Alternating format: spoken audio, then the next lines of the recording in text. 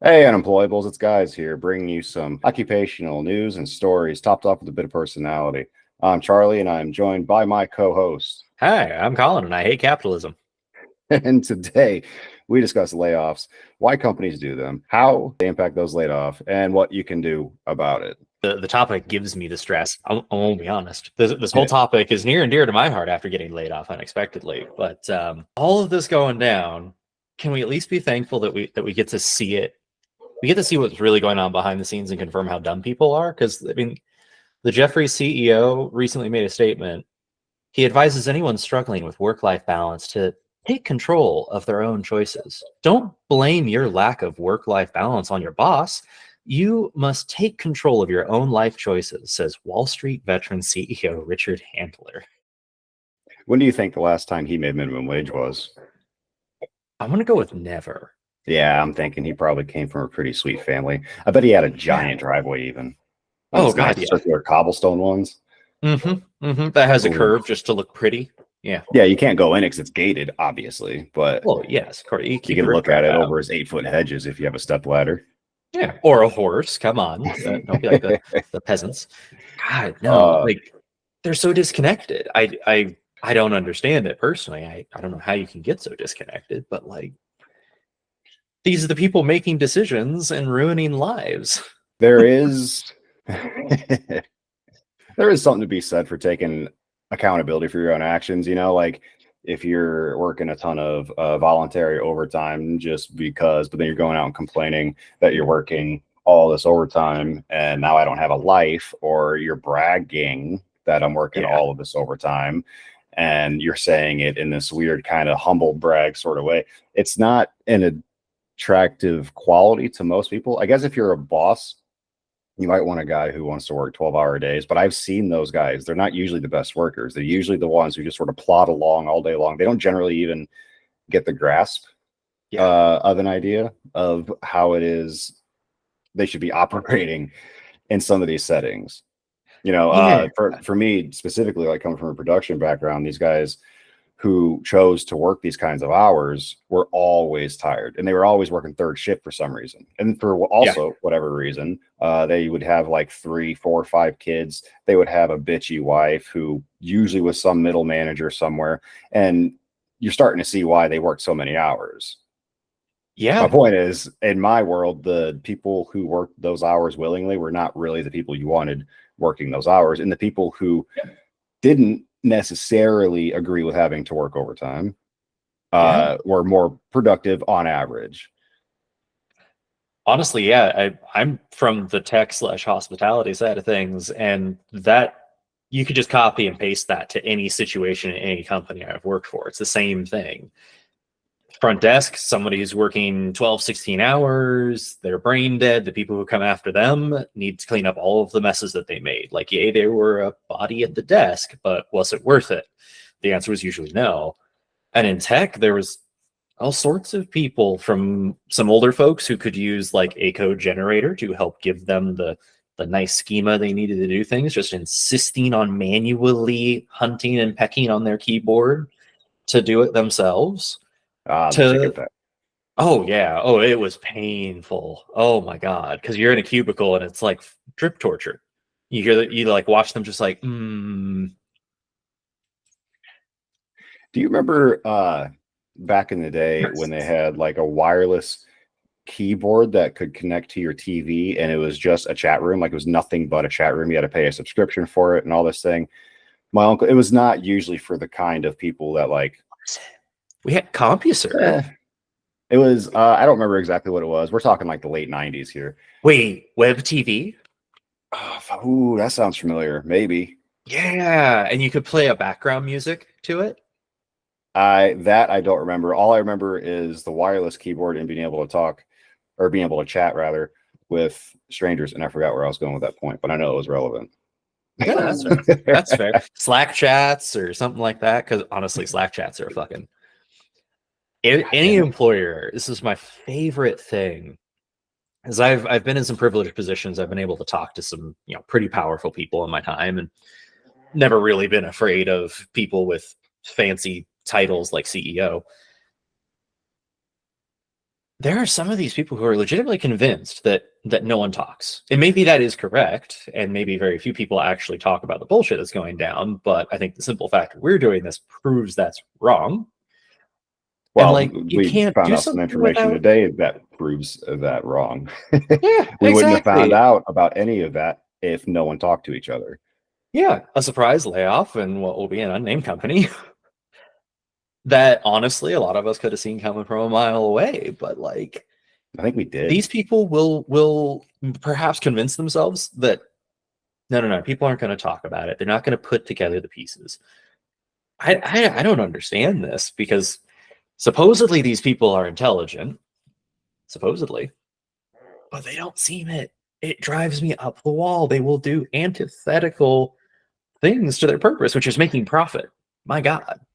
I was listening to a video earlier today about Boeing and their Sweet Jesus.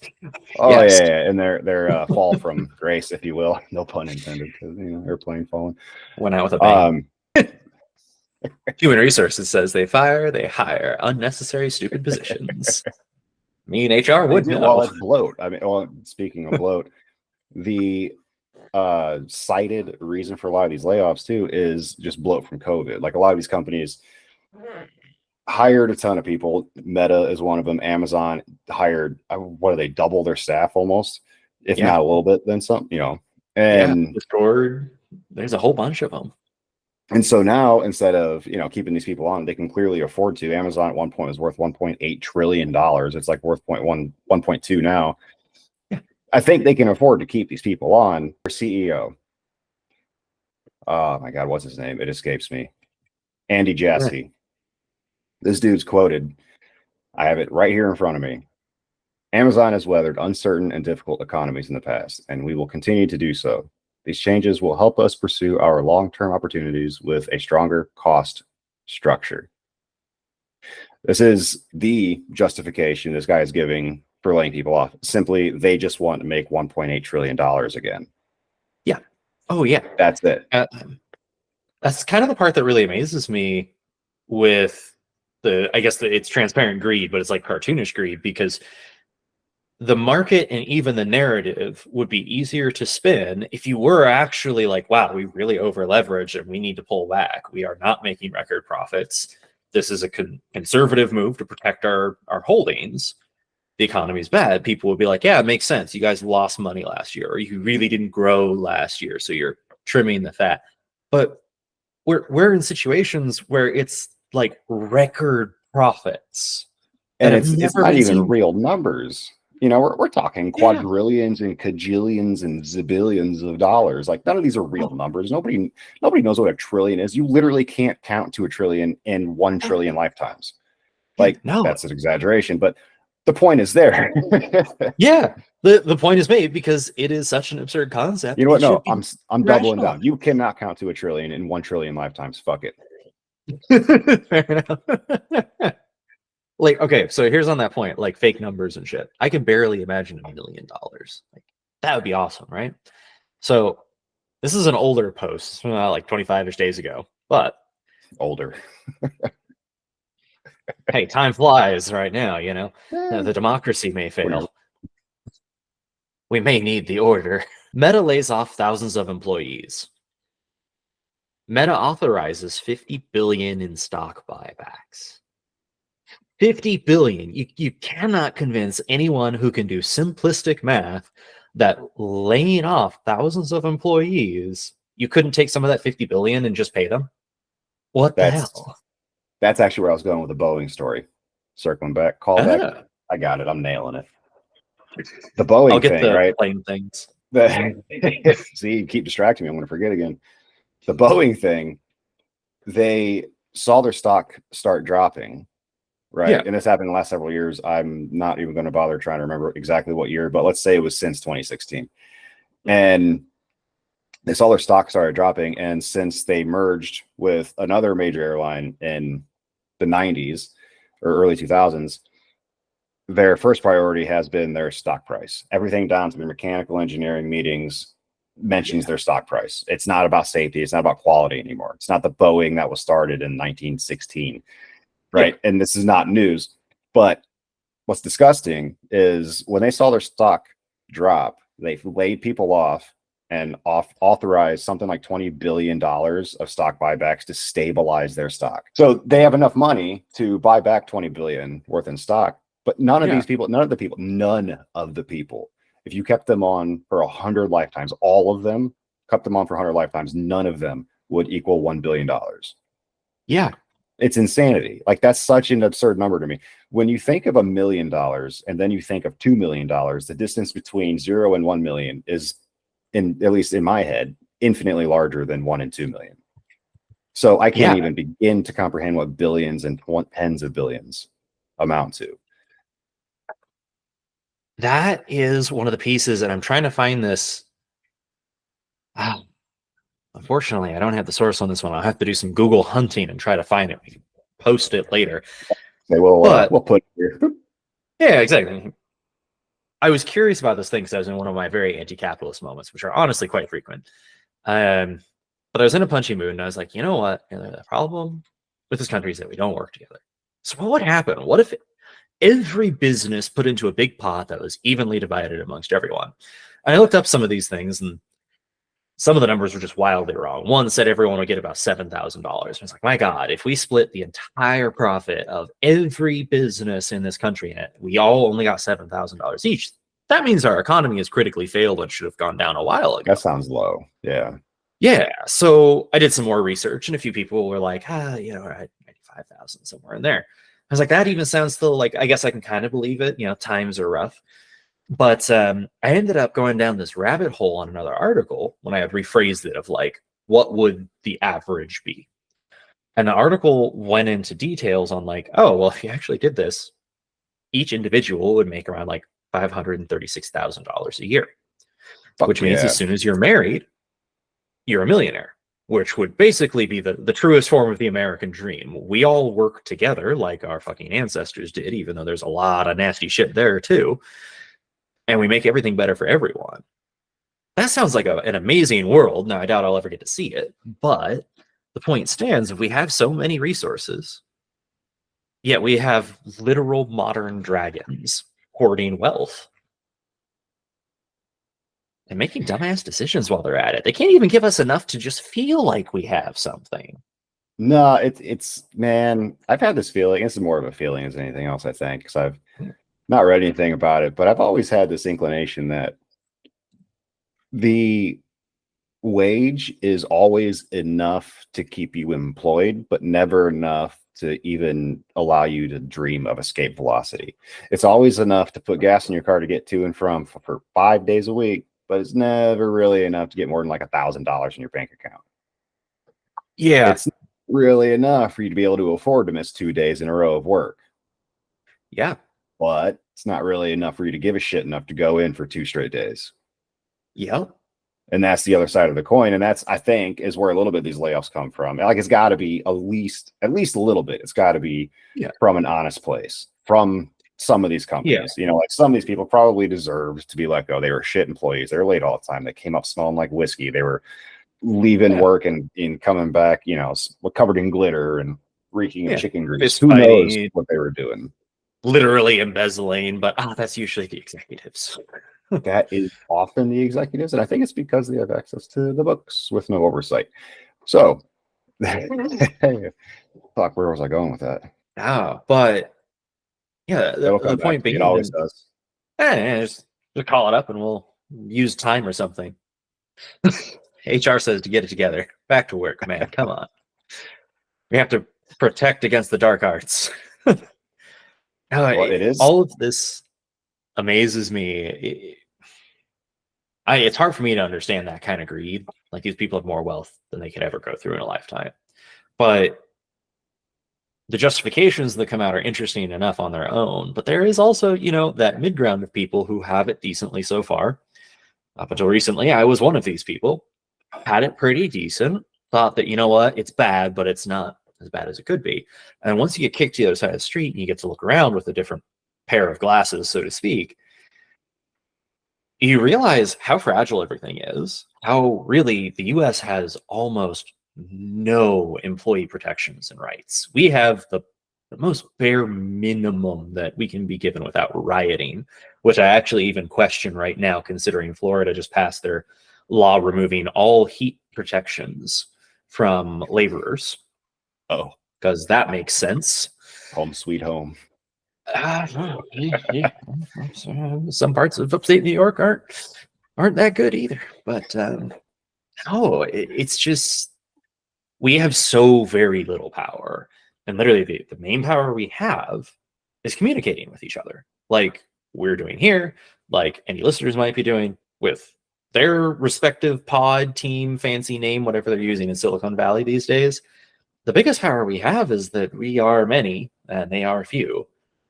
And honestly, what are they going to do at the end of the day? Like it's either we lay down and take it, and then they mechanize with drones or something, or we actually start to communicate and draw healthy boundaries. Like we all should be doing this. Employers should not be able to devastate our lives just because they don't like you today. As so, I was in a lead spot several years ago, and we were coming up on the slow season, and at this point in time, I was working in the rebar industry, and we always come up in the slow season in the Midwest anyway, where I was living in the winter. Ground freezes, you can't really dig into it. It's just too expensive to do that. So I was in lower management at the time, and I was hearing some whisperings going on from the upper management about like having to lay people off, and it did come that they had to lay people off, and it's season. It was seasonal. It was one of the more legit layoffs that I think I'd ever seen. The way they went about it was still dirty as fuck, man. Like they were telling everyone until the meeting, honestly. Yeah. They were like, we're gonna have work through the season. And I saw the work that we had coming up. I was like, we got work till January. Yeah. That's not the season, and no one's been able to sell a whole lot of work for the next coming months because of, like I said, the fall or the frozen ground. Yeah. And that was one of the first times I think that I was faced with the detriments that can really come with the layoffs. To those who are laid off, man, you got to go home and like tell your family, like, fuck, sorry, we're going to be eating pretty slim for the next couple of weeks at least, and in that case, with over 75% of people in America or somewhere around that number living paycheck to paycheck as it is, like, you're going to a staffing agency and you're going to be immediately turned off into a low skill, low paying job that will eliminate your position because you're a temp position. And now you're just thrown into the mix. You're thrown in the fucking concrete mixer. Yeah. And they're just going to chew you up. They're going to spit you out over and over and over again. And if you do finally get that temp to permanent spot to the permanent point, you do it what seems like against the odds. And then you do it while the people at that shop are telling you, oh, well, they'll hire you on it for 30 days, but your 30 days does, it comes and you're like, oh, fuck, well, I'm not hired on.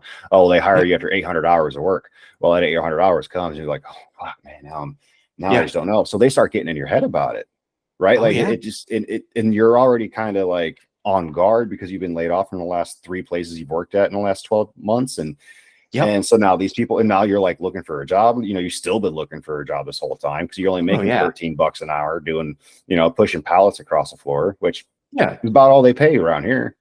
Yeah. And no doubt there is someone in HR with their eyes on you being like, he's just been rude and curt lately. I think we need to keep an eye on him. Like, fucking Kurt is pretty rude, honestly. I've never met a kind Kurt. Yep. Yeah. No. It's I don't get it, man. I don't get why we have to be so mean to each other in this world. Like, we could all have a utopia. Well, I mean, what do utopia look like, though? In this sense, anyway. Hobbiton. We all smoke our pipes.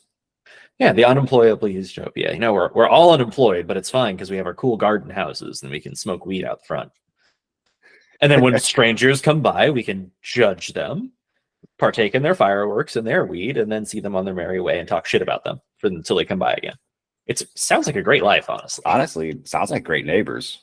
right? Theme Damn. party. When do I get to walk barefoot on the beach and not get stung by jellyfish? How about if it's a pond? Like a little Hobbit village around a pond. You know what? You give me like the Ireland lush greenery, Okay. and I'd Okay. probably Yeah. go for it. That's fair. That's fair. I can get you discount Ireland in upstate New York. I think I lived in discount upstate New York and Southern Illinois. Oh no. So it was, Honesty. we were there. We were there. We were, I was Yeah. basically in Utopia in Southern Illinois. Now that I'm glad we got here. I'm glad we got to this point. So, okay, here's my question, because you're on one side of the employment area, like you did a lot of manual physical labor, rebar factory work. I'm on more towards the tech and squishy person side. I don't think I've ever actually worked for a company that's been down on profits for more than actually like a year. And I've been pretty lucky in that like a lot of the tech companies want to show off and be like, we're totally transparent with our pay. And then they're kind of not. Mhm. Like there is always, always, always, always that meeting every single year of everything is rough, everything is tough, everything is bad, we're not making enough money, there's most likely not going to be raises, we might have to cut your benefits. And then you get to the end of that freaking cycle and it's all right, we smashed through our goals, we made our achievements, good job, record high numbers, but times are incredibly rough. And yet the teams haven't grown. And yet the client But that load work has. pressure is there. Oh, absolutely. It's interesting too, like how it can really, you start to feel gaslit after a certain point. Where you're like, well, if everything is so good, then I must not be good. Am I doing bad? And kind of to get to the crux of all of this too is like at the end of the day, we aren't hunted by wild animals anymore. Our livelihood is dependent on our jobs. So like getting fired unexpectedly is like being injured and knowing that you can't support your family anymore, and literally you may lose your livelihood. You could lose your house, you could lose your car, your health insurance is tied to it, so may the gods forbid you have something going on. I actually experienced that. So Well, at this same shop where I was lead man during the first layoff, it was several years later. yeah, I had left and I'd come back. It was a long story. And they fired me, but it wasn't necessarily my fault. And I know everyone says that and blah, blah, blah. And I know the story I'm about to tell sounds pretty basic too, but it's 100% the truth. And like my foreman straight up told me so. The lead man told me so. Like everyone except the person who was actually at fault told me so. yeah, So, and then everyone, I saw them like a year later and they apologized for it. We're all square. It's whatever. But yeah, essentially what had happened is I had the opportunity to go and operate the same machine that I was already operating, but do it on day shift instead of on night shift. yeah, Obvious a step up. They said I was going to be taking like a 75-cent an hour cut. I don't know if it was a clerical error or an oversight or what, but they never took it out. So I never said anything. And maybe that's why they fired me.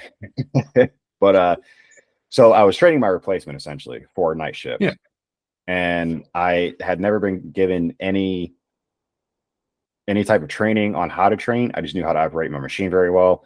And yeah, like I just could do it. But as far as the admin side of it, I had no idea. I didn't know there yeah. was a test I was supposed to give him at the end of 3 Oh, phases shit. of training. I didn't know that I was supposed to sign off on various things. Yeah, But he absolutely knew how to do his job. yeah. Well, he was there for a few months. I think he ended up being there for about 8 months before I was let go. Oof. And I was on day shift this entire 8 months. Yeah, He was filling in paperwork as if he were me, and he had much nicer handwriting than I did. He didn't even try to oh, hide it. He didn't even try to forge my handwriting. He just wrote it uh-huh. in like him. And my foreman would be coming to me in the morning, almost every morning toward the end of it. He's like, dude, I know this isn't you, but like we gotta do something. I'm like, fucking tell me how to fix it. Like, what are you Yeah, talking about? Like, tell me how to fix this. yeah, This shouldn't be my issue. I trained the guy, sure, but not only is he fucking up your guys' paperwork, but now he's like trying to claim some of my work.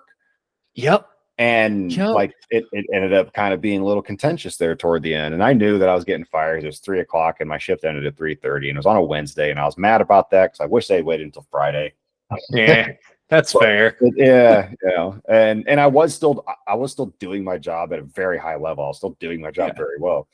And They called me in, blah, blah, blah, sat me down. The entire thing took a half hour. It should have only took 30 seconds, but it took a Yeah. half hour, and I got up and left. And the excuse they gave me was essentially that you were responsible for him because you trained him and you didn't sign off on him. So his training was technically never complete. Oh, ooh, And, that's a cheeky technicality right there. and corporate stepped in and said, hey, there's something a little fishy going on here. Someone's got to go. And I got a funny feeling that it came down to either the foreman, the lead man, or myself. And I don't blame them in the least, because in that position, I would have chosen myself too. Honestly, like, It as much as I happens. am for you guys and for the working man, I still got to be for myself too. I still got to make sure that I can eat and keep myself warm. Yeah, So that's an I important don't piece hold of it. one single bit of a grudge. There was an odd moment though. So um the top two managers in the plant were women. Yeah. The branch manager was a woman. She had come in, she was a gay woman, and she had come in and she felt a little out of place in this very knuckle draggy, very blue collar setting. Oh boy. Oh boy. I can She only was imagine. honestly though, like, she was one of the best bosses I've ever had. She was Oh yeah. great. Like, she was legitimately there for us, and I think that's why she didn't last long there. But it also probably Yeah. didn't have nothing. It didn't have nothing to do with her bringing in the person directly under her, which was a woman with zero management experience, and now she's coming in as a superintendent. So But she still, comes in, and her and I never saw eye to eye because she was a very by the book person because she didn't know how to do the jobs. It was as yeah, simple as that. So makes sense. Like, that's what you fall back on, whatever you feel like you can theoretically. correct, yeah, yeah, and well, it was more that she wanted to come out and like show some kind of authority over a bunch of men who have been doing this job for years. Yeah. And again, like, in this aspect, I don't blame her. I can't imagine the kind of pressure she felt in that position. Yeah. But you're in a man's world. I'm going to treat you like a man, and I did. And I don't think she liked that very much. I told her, get the fuck out of my way. Like, you're here. My work doesn't stop. Yeah. Simple as that. Like, the workers around me stop, but I keep going because I'm not them. I don't give a damn that you're here. Like, I have a job to do. Yeah. And she was a little chummy with one of my work buddies. And like the work friends, you Oh yeah. get a ride home Oh with them yeah. occasionally. You might have a drink with them like twice a year or something like that. And Uh-oh. I happened to say some unsavory words about her to my lead man as he was walking by, and I saw him give pause mid Yep. step. When you Mid just step. know and you're like, It was, I shit you not, 3 weeks later that I was fired. Yep. So when I got up from the exit interview, I'm shaking everyone's hand because the branch manager is the superintendent, the foreman, my lead man. I Yep. shake everyone's hand. Guess who doesn't shake my hand? The superintendent Ah. woman, the one that I Yep. didn't get along with. Yep. So I got a Politics funny runs amok. feeling she just outpoliticized me. That's all it Yep. was. And I had no idea I was even playing. But it Yeah. wasn't because she was that good. It's because I was that ignorant. I was just a steel slinging fucking, who cares at all. Yeah. And she comes in and she's got direct lines to corporate, Yeah. and Oh, she sees a chink in my armor there. more importantly, doesn't matter what kind of armor you got, she controls the narrative. And that Exactly too. is anyone who has relatively unchecked power can do that and wield it like a bludgeon or a scalpel. And I've been on both ends. Like you're describing your experience. And like for me, all right, I did do some manual labor as a kid, like pound a fence post, cut trees, like hand split firewood with a splitting maul. Hell yeah, But it's good like, for you. oh yeah, builds character, puts hair on your chest. It didn't for me, but one day. It's all I'm a my real boy. yeah, right. But like I'm just imagining this like place and like the guys when I was a teen relatively gruff, like you're describing. But I never like compared it to like I did luxury hospitality for a while and then I did tech stuff for a while. Oh my god, if you did even like 10% of the intensity you described in one of those office spaces, it is like Game of Thrones in that house. And like the different little cliques have their own things going and they'll apply political pressure over each other to try and get favor. Like there were times where I would just sit there with like music going on my headphones and then I just turn them off and listen to ninjas trying to kill each other all the time. Like, I guess this answers the question of why we don't all work together and call out our shit overlords. I mean, let's be real, wages haven't grown in forever. Like, At this very shop, I had left, and this was after I was in the lead spot. I had left for a couple of years, and I came back, and I had attempted to form a union there with the United Steelworkers, local. I forget the local number, but it was local out of Indianapolis. yeah. And we had meetings, dude. We had the vote. We went to the vote. I brought this motherfucker to the vote. Yeah. Yeah. The finishing we line. Lost. Ah. We lost, man. We had the fucking, like, we had the Rat Pack out there supporting us and everything, dude. Like, we were fucking there. And literally all he wanted, I shit you not, at the time, all he wanted was a little more money. Yeah. Yeah. Yeah. We were making $11.50 an hour to fabricate rebar. Yeah. This is in 2000. Still 14, Still. something like that. 12. Yeah. Ish. Unless it's the 90s. Yeah, Valid. I mean, like, I entered the workforce in 2008, so I was kind of used to making $7 an hour everywhere I went. Yeah. But I mean, we're talking 5 years, 7 years after that fact, and all we wanted was a little bit more money, man. But yeah, we got to the vote, and we lost because of a rat motherfucker, and I won't mention his name. We had words. He double agented us. He didn't want to risk losing his cake job. Because he knew how to do it very well, and he could do it by basically doing nothing at all. He was good at his job. He was a bit of a pudge, though. He was a bit of a putz. And he was telling his boss, who in turn told his upper bosses that we were doing this. He told them who was involved. I was never reprimanded for it, which I was actually surprised about. As far as I know, no one actually was, but they were definitely pretty fucking dirty in what they and how they subverted us. It was just a bunch of like anti-union propaganda, left, right, and center. They told you couldn't talk about, you couldn't even mention the word union at some point on the property. Yeah. They threatened to close the doors. They were like, oh, well, if you guys start getting, they literally said, fuck. Oh my God, I forgot this happened, dude. They literally told us, if you guys unionize, you'll be paid more and our product will cost more. Yeah. Yeah. So it'll be harder to sell. So it'll be harder to sell their product. Yeah. Meanwhile, prices have gone up. I forgot they told us that. Yeah. Yeah. No, and like, here's the thing. Having these realizations is a super valid thing because honestly, it's reflecting how much trauma we have in our lives. The workplace is like an abusive relationship. Like, there are very few times you get to win. You are constantly gaslit. It is an abusive relationship. And honestly, the American people are kind of coming to this awareness. We've always just wanted to be treated fairly. Like, now there's this weird cult vibe going on in jobs. Money can't go around. It's rough. And then furthermore, like we've already talked about, we don't have a lot of employee rights. Like, there's not much we can do. And even if we do win that, what happens afterwards? HR says we are forced to tolerate it because it's a source of income. Yeah, exactly. Like, the term is contentious, wage slave, but he's essentially describing like we are chained to a system regardless of if we want to be a part of it or not. There is not an option to be a artist who just does what they want. There's no live off the land option. Have to be part of the system. But even if, let's say you an example, what if you had won? Once upon a time, there was a little bit of like honor and dignity. That would be the end of it.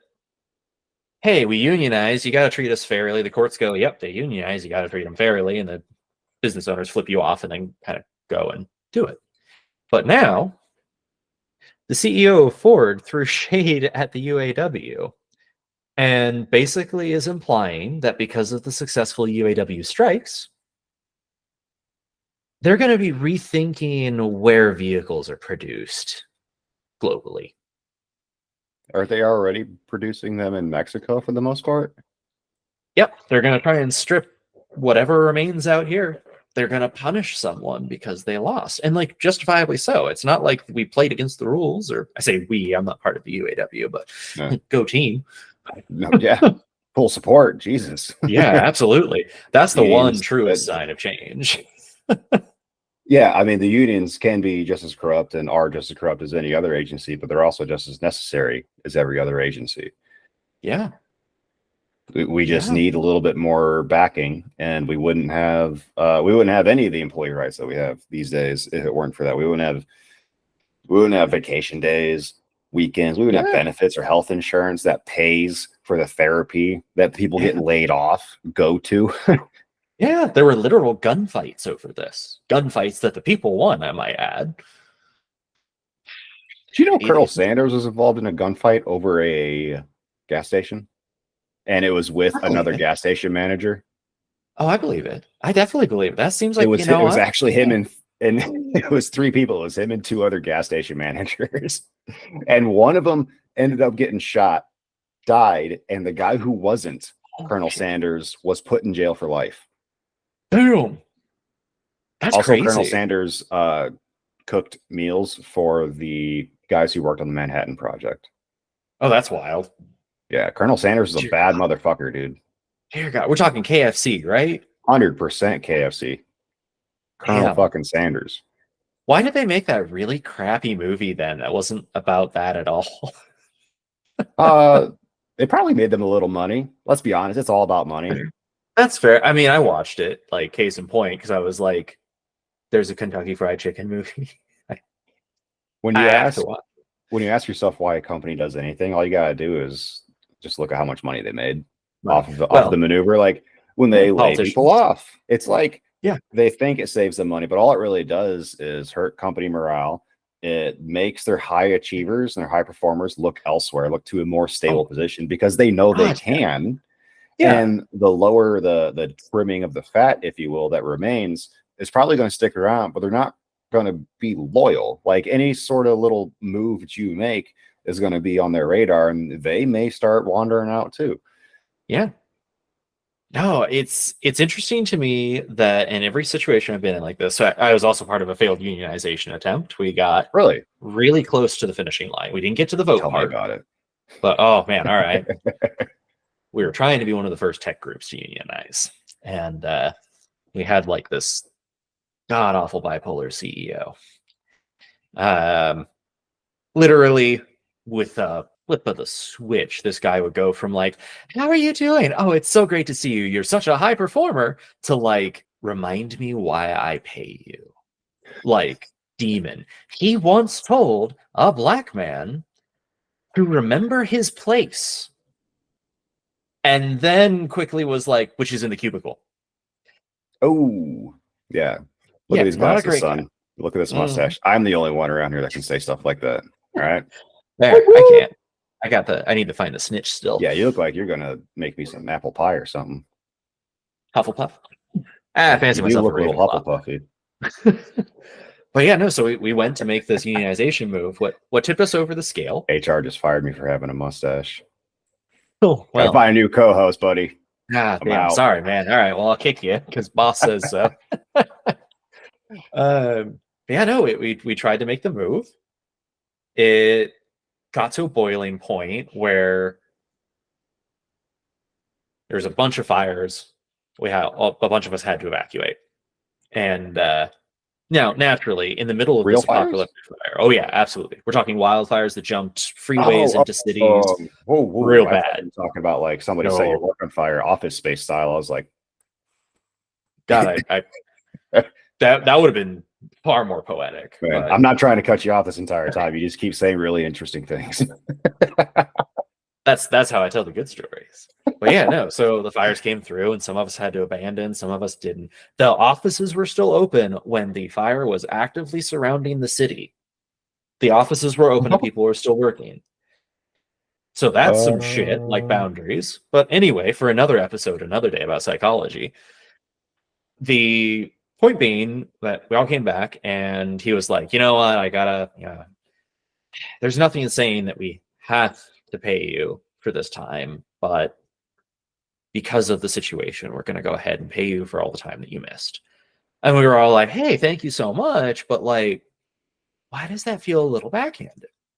So it started the murmurs where we were all like, our services never went down. Our clients paid in full. They were not inconvenienced in the least. That is how our technology works. Why would we not get paid for that time in a state of emergency? And then about 2-3 weeks later, a new handbook gets issued. And one of the quietest guys in the office stands up, looks around, and loudly goes, "I'm going to go for a walk. Does anyone want to join me?" And we're all like, Oh, well, what? So like a few of us meerkat up, myself included. I was like, yeah, let's go. I'm like, I haven't taken my lunch break. Clock out. Go. We all go out. And this guy is like, did you read the new handbook? No. And he's like, it is verbatim the exact same as the old one because I have it.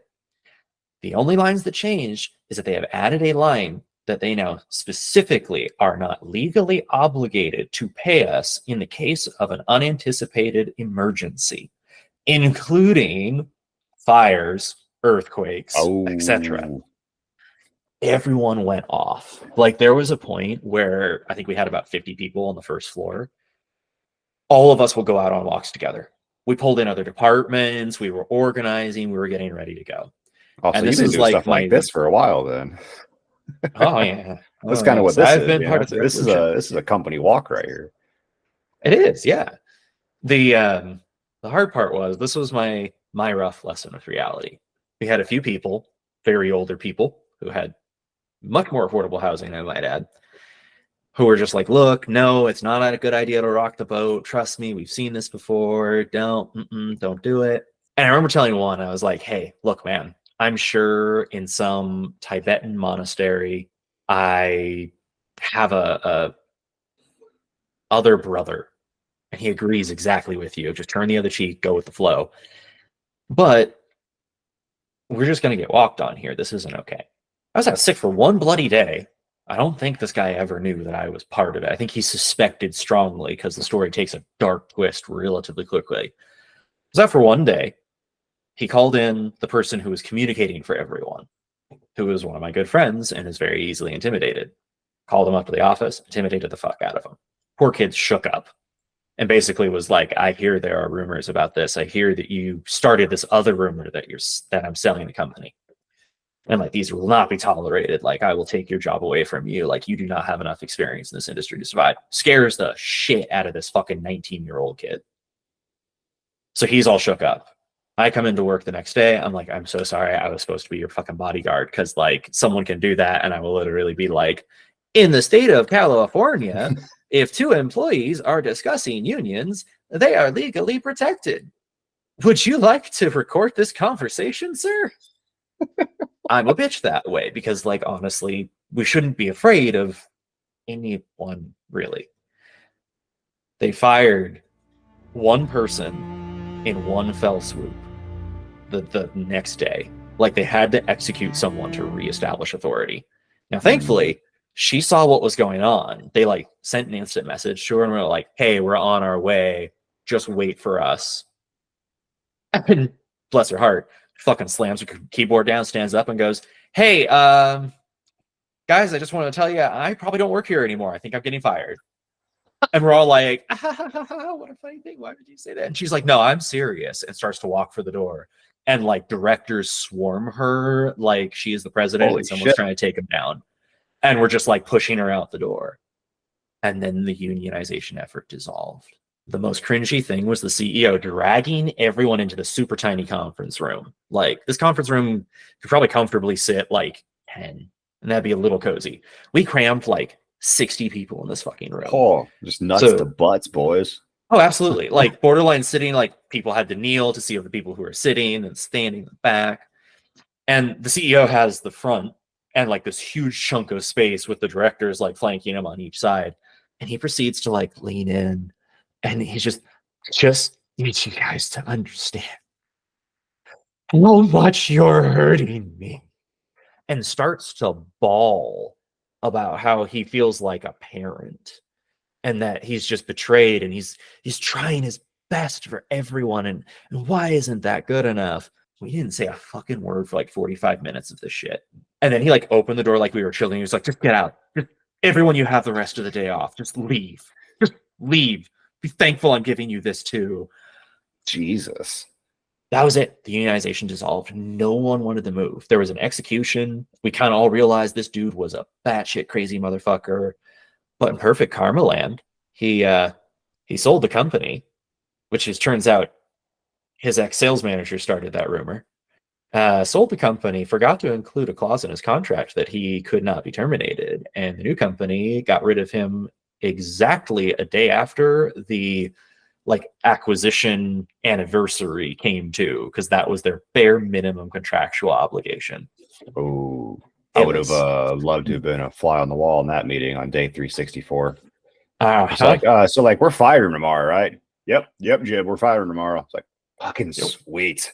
Yep. That piece of shit. From what I heard, the guy who fired him is like the Balrog version of the guy I worked for. Do we think I I didn't have get two very questions good. about that. Hmm. One, probably a pretty simple question to answer. Back then, I know nothing about the tech industry or like what it's like to, go job hunting in the tech industry. Would it have been hard to find a replacement job, like pay wise and all that stuff? Yeah, specifically they were the only employer of that specific type. And like it's one of those tech things where like, if I'm a carpenter, I can't just start doing what you're doing. It is so different, I would have Mm. to start from scratch. So similar kind of Oh, disciplinary difference there. So like the person who was fired was and is fucked. It has been a long time, more than 5 years. And like she had to struggle to get things to work. And meanwhile, they were desperate for people who knew our discipline. funny how that works, huh? Yeah, I Yeah. know. When I was laid off, because I was laid off in 2013. But Mhm. I was begging for it, man. It was that seasonality thing again. Like we were slow and they just refused to let me go. I was like, I don't want to keep driving 45 minutes one way into work at night to work 4 hours just to be sent home because there's nothing to do. And the shit that I did was just stand around basically and like paint some posts OSHA yellow. Yeah. So I was finally laid off. And I remember when I was laid off, I went and got a dishwashing job making like $1 less an hour. And then that's when it occurred to me that what I was doing was essentially meaningless. And I don't mean meaningless and like because it was really cool. The stuff that I did there, the projects and stuff all throughout the Midwest that I've had my hands on because of this job is awesome. But at the time, the experience was not. Yeah. And the pay was even worse. Ugh. When I realized that I could so easily replace my salary with fucking any other job, my job no longer mattered to me anymore because I could Yeah. have a job the next day. Yeah. And it's all 11.50 at that time. It's all Yeah. $11 an hour job. Like whether you're working here, you're working there, you're working there. The economy I was in and remote work didn't exist in 2010. Yeah. Uh, Certainly not to the capacity it does now. At least it, like Jesus Christ, man. You couldn't have paid me less Well, to care or paid me more to care. Or you could have paid me more. You should have paid me more to care. yeah.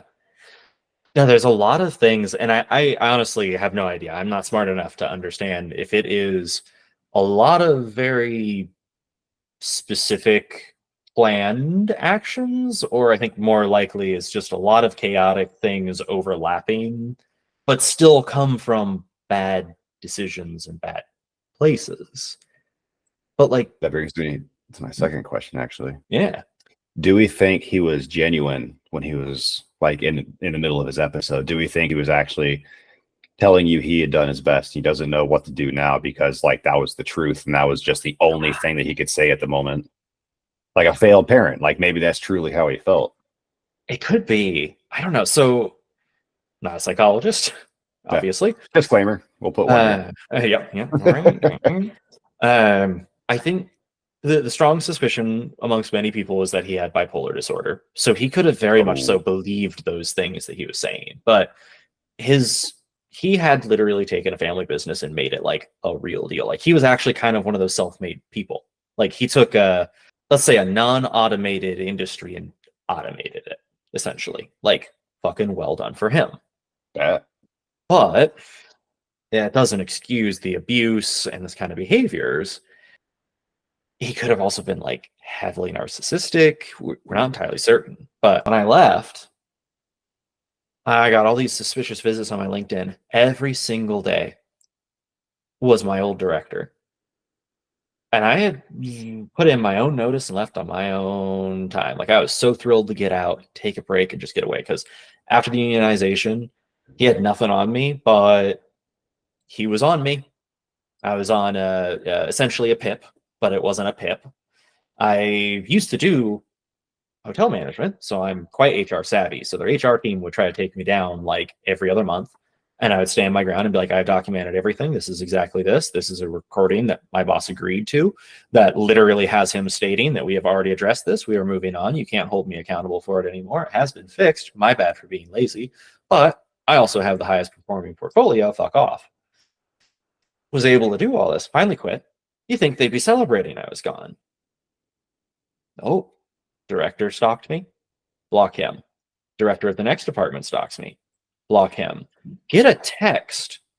Hey, Colin, download this app and text me back on this phone number from it. I will not have this conversation until you are in the app. And I go, okay. Whoa. Hop into it. Turns out it's one of the IT managers. And he's like, I want to let you know, insert evil. I have so many words for him that I'll behave on right now. Insert his name here, has it out for you. We don't know why, but he is venomous. Like, a recommendation is delete your LinkedIn and don't let anyone know where your next gig is. Like, he is out for blood. Now, I was working on my own Steam at that time, so I was relatively safe. So I was like, oh, this is odd. Like, thank you for doing this. Like, why the app? And he's like, it's an encrypted app. It prevents him from seeing any of this. And the app was something that he created just for that conversation? No, it was actually like a relatively like standardized system that I guess I got you. His level of IT nerd used for like encrypted conversations. Nerd. Yeah. So basically he was like, I'm a person and like, you don't deserve this shit, but like keep your head low. For like 2.5 years, I could not get a job in the industry. Luckily, I was able to like kind of skate along and pick up other jobs and like do some other things. But I would get these great interviews with people like, oh my God, we love your experience. Look at all these reports. Oh man, you're so pulled together and professional. Like, yeah, thank you. All right, we'll do some reference calls, and then they just drop. The strong suspicion is that they would call the previous place of employment and they would nuke me. I ended up blocking about 12 different employees, all of which were director, management, or above, who were stalking my LinkedIn profile for 2 years. Why though? I have no idea. Well, okay. My suspicion is that I don't fear other people. So when he was going off, I was just kind of staring at him like, hey, you're a big boy. Like, put on your big boy diapers and let's actually talk out our problems. No, I don't actually say that. I'm usually much more politically appropriate, but like, I think if they sense that resistance is there, the attack happens. Yes, and as HR is saying, the story of my life is does a great job. Someone gets envious because they feel superior for whatever reason. I haven't done anything wrong, but I get attacked, and then the rest of that is I attack back. I don't like that shit. In my world, it's like, hey, if you and I are on a team, I don't care if you're a completely different discipline. If we're doing stuff, we are working against the problem. Like, we're working together. So like, if you were my boss and you attack me out of nowhere, I would outright be like, that I don't understand why you're acting like this. Like, we are professionals. There does not need to be a raised voice right now. Like, let's just remember it's work and we're on the same team, shall we? I've literally told my director once, you're raising your voice and this is causing a scene. I'm technically off the clock. So I'm going to go ahead and end this conversation now. And we can just start up again tomorrow. And when you cool your jets a little bit, it's fine, man. Like, I understand it. You're allowed to get frustrated. Have a nice day. Is there a lot of like cooler heads, prevail type people in the tech industry? Because I feel like it's going to be, in my head anyway, I'm thinking of like nerds, like cerebral and technical minded people, not very emotionally driven people, I guess is what I'm trying to say. No, not necessarily. At least in the one that I was in, you had two different types of agencies. You had the old school agency, which is like a lot of old people who are kind of doing old stuff that stopped working 10 years ago, but they're still doing it because paying clients. And then you have like the super young groups where it's like there's an oddly lot of young women being hired because usually there is a dude doing the hiring, but they're all still freaking awesome people. It's not say that. It's just saying that it's a little creepy that the dude is hiring so many women always. But like, Probably not there's laying them off, huh? well, Still gonna get a little more laid on, if you know what I mean. yeah. He only laid off the ones that annoyed him, was my experience. But like, the old gatekeeping nerd kind of exists. It's like they have a holdout in IT specifically. That's where you get the people who are very like, yeah, that's a dumb question. Why don't you go Google it and then come back to me? And you're just like, okay, no. But no, tech world that I was in was a lot of marketers and a lot of people with egos and shit. But 90% of the teams that you work with are great. Like freaking amazing. If I could just grab all of the teams that I had been with and be like, let's make a company, we're gonna kick ass and take names and just obliterate all the shitheads, and it'll be a socialist co-op and we'll all split the profits, I would do it overnight. Oh, HR says we're hitting the end of our workday. But yeah, I guess that's a good point to go into the like, shit, all this shit happens, but like, what tools do we have? Yeah. What do we do about it? I mean, unfortunately, the nation doesn't necessarily have our back. Like there are things we can do, but let's be real, there are very limited resources, so it's going to be a rough slog. Those who have resources can afford to bleed you dry. But at least we can communicate with each other like this, share the stories of what's unacceptable and what's acceptable, and then try to organize around them. Absolutely. I think if you're a company too, communicating with your employees regularly, and I mean daily, like daily meetings in the morning, you set expectations for that day and then you go off. And I'm talking in my experience in the production setting at the moment, that is what helps us get along our days the best. And I'm experiencing not that right now. It's extremely frustrating to me because it's an immature business, a great business to work for, honestly. Almost no complaints, but very immature. So there's a lot of things that can just be, better. Communication is one of them. Communication is one of them in everything, but especially in business. And when you're trying to go from one level of business to the next, if you want to maintain good employee loyalty, like a high level of employee loyalty, letting them know how much money that company has made every year is a good place to start. Letting them know if there are layoffs that are coming, let them know with a actual information, like this is why we're doing it. Here, this is we're 3, 4, 5 quarters negative, so this is why we're laying people off now. Like this is what leads to this, instead of just going see ya. Yeah, there's a weird trend with a lot of businesses where they do feel like they kind of look at us and like, they won't understand. We can just do whatever we want. It's insane.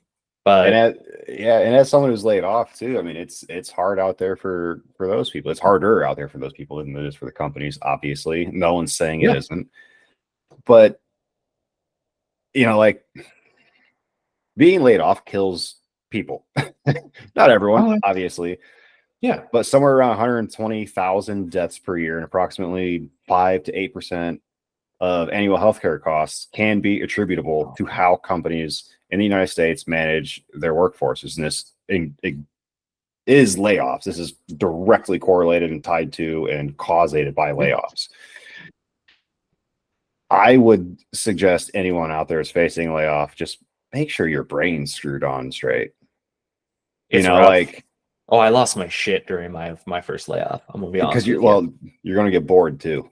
Layoff. If you're laid off for an extended period of time, boredom comes fast, man. Especially if you got a half-hour commute. Like you're spending 10 hours a day outside of the house. Well, now you're not. Yeah. Well, and we're kind of abused, and Americans are like programmed to work 8-10 hours a day, like huzzah. But once you stop, it's eerie. I still have, even though my own business is like sustaining me right now, knock on wood here, there's still that side of me that's like, I don't feel productive unless there is someone breathing down my neck, like trying to come after me. It's freaking reactive trauma. Huzzah. But like, all of this stuff comes in. I guess another thing too, what at least got me through all of this was community. Not just communicating for like, hey, let's form a union, but also like, fuck, I got fired. I need to talk to someone. And oh shit, I need to start networking and like, Mhm. can others help me? Like I had a lot of people come in and help and like write for the first time ever, like recommendations on my LinkedIn. May not seem like a lot, Ooh, but yeah. it feels nice. That's a really good point, actually, because people will fall back to their default support system, which is usually friends and family, right? Well, they Yeah. can only really do so much for you, and what they can do for you professionally, for the most of us, is Yeah. nothing. Yeah. But if you network, you're building a community of professionals that can help you when you get laid off. So that is Yeah. actually a fantastic piece of advice. The problem with that is it is going to take time to build to that, for you to Yeah. get to, and that is an Oh, unfortunate problem, but it isn't an impossible to overcome problem. It's just going to take time, and it's going to take you remembering too, oh, this is a guy yeah. that can help me professionally, I should mention this to him in this conversation.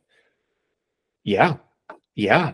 I mean, I think a lot of that, like it taking time, I think American culture is very fast, fast, fast. Like we love fast everything. We want to be efficient, I guess. Actually, yeah. But it's going to take time to really like shift gears.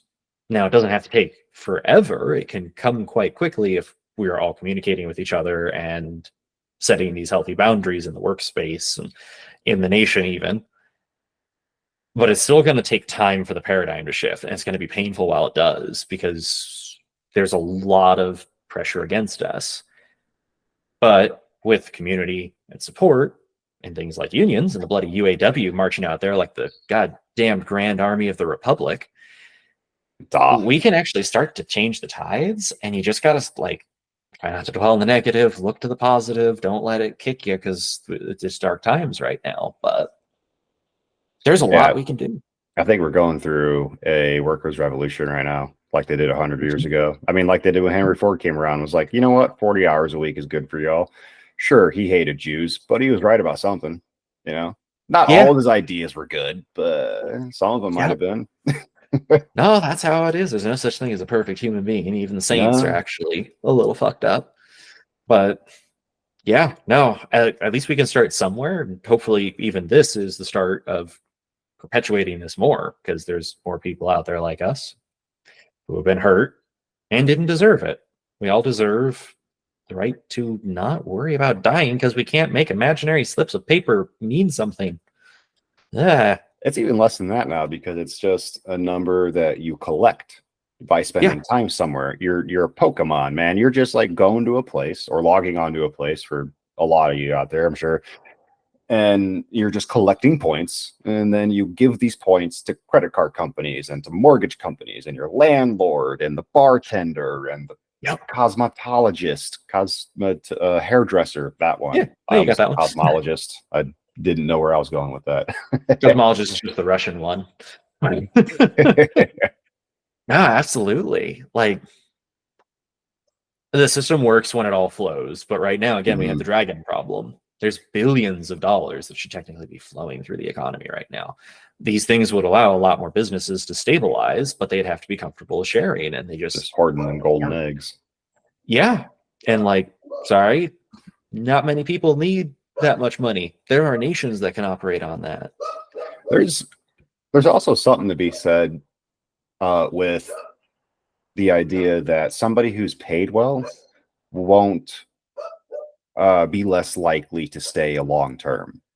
All of my best paying jobs, I didn't Yeah, want to leave because I had security. So yeah, if you are in a position to pay people more, I don't give a fuck about your layoffs and your profit margins. Don't.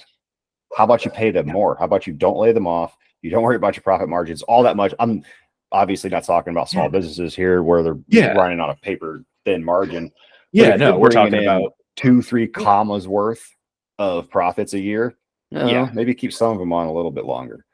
yeah, These are human beings that we're talking about here. And I know that doesn't necessarily mean all that much to a lot of people, but we're talking about 120,000 people a year dying. We're talking about almost 10% of annual healthcare costs going to work related illnesses and illnesses related to how companies manage their time and their employees. You know, we're talking about children who can't eat now because dad got laid off from his warehouse job in fucking Ah, Mississippi, where they only make $11 an hour in 2024. but that's okay. Didn't you hear Kellogg's CEO said you can just replace dinner with cereal? It's okay. See, it's not a big deal. Kellogg was invented by a very strange man who thought that Oh, you know cornflakes that? would prevent masturbation. I don't know if he's Oh the no. grandmaster of anything that we should be looking forward to for authority, but I think that is a good punctuation. Snap, crackle, and pop. Oh god, that felt corny. Get it? Get it? Cornflakes, corny. Anyway, HR says with inflation, we now need inflation and bare minimum per hour. Yeah, honestly, everything should be tied to that. Oh god, what if we had a system where you hit X amount of money, you're supporting yourself, you're supporting your teams, the rest of the money goes to people who need it. Like, man, we could have. Hmm. Hmm. All right, I'll get off my socialist. Okay, so while that was going, my roommate was very loud. I think my friends got enough